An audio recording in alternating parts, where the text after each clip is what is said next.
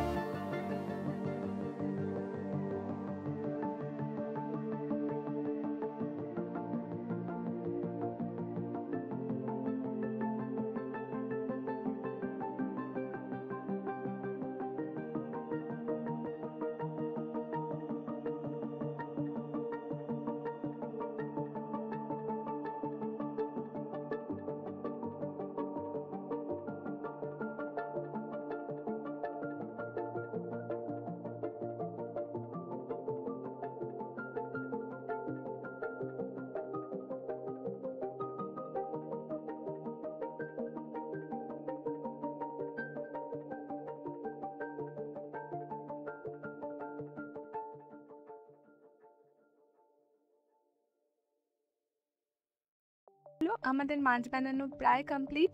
Colour করার video তো আগেই দেখিয়েছি, তাই আর নতুন করে শেয়ার করলাম না।